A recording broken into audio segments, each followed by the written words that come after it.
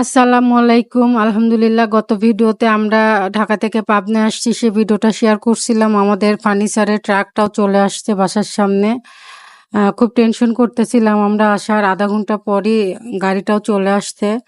তো এই তো আমাদের গাড়ি বাসার সামনে চলে আসছে। এখন টুকটাক সবাই মিলে মালগুলি নামাবে, এগুলা জায়গায় রাখবে। আসলে অনেক কষ্ট, এর আগে ঢাকাতে ঠিক এভাবেই নিয়ে গেলাম, আবার কষ্ট করে ঢাকা থেকে রিটার্ন নিয়ে চলে আসছি। এটা বাসা পাল্টানো এত কাজ, এত পরিশ্রম, আজকে ২টা ৩টা ৪টা দিন শুধু এগুলাই করে যাচ্ছি।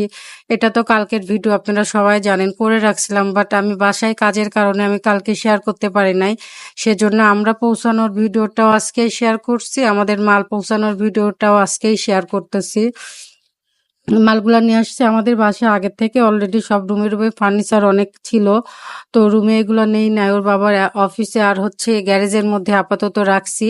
এগুলো আবার বাসায় আস্তে আস্তে দেখে শুনে রংচং করে তারপরে কোনটা কোন রুমে কোথায় রাখবো সেটা ভেবে চিন্তে রাখবো। সেই জন্য আপাতত মালগুলো ওর বাবার অফিস রুমে আর গাড়ি রাখার গ্যারেজেই রাখতেছিলাম। আর তারপরে হচ্ছে দেখে শুনে আস্তে আস্তে রং করে রুমে নিব। আর আমার ভিডিওটা আমাকে যারা ফলো করেন বা যারা আমাকে ফলো দেন নাই কিন্তু আমার ভিডিওটা হঠাৎ দেখছেন, তারা সবাই আমার পেজটাকে ফলো দিয়ে রাখবেন, লাইক করে দিয়ে রাখবেন, যেন আমাকে সাপোর্ট করবেন, যেন আমার সবগুলা ভিডিও আপনারা দেখতে পান বা আপনাদের সামনে যায়। আমি আমার পেজের নাম বাবা ও মেয়ের গল্প। আমি এখন আলহামদুলিল্লাহ পাবনা চলে আসছি, আমার বাবার সঙ্গে অনেক ভিডিও শেয়ার করব। কালকে বাবার বাসায় আমি যাই নাই, কারণ আমার বাবা স্ট্রোক করা, তো মানে স্ট্রোক করার কারণে অনেক সময় অনেক কিছু বোঝাইলে বোঝে না, কান্না করে। আমি বাসা থেকে চলে আসলে কান্না করতো, আমি সেই জন্য বাসায় ঢুকি নাই। তবে ইনশাল্লাহ ফার্স্ট আমার বাবার কাছে যাওয়ার থেকে শুরু করে বাবার সামনে আসা সবই আপনাদের সাথে ভিডিওর মাধ্যম দিয়ে আমি শেয়ার করব। আর আমার পেজটা সবাই ভিজিট করবেন।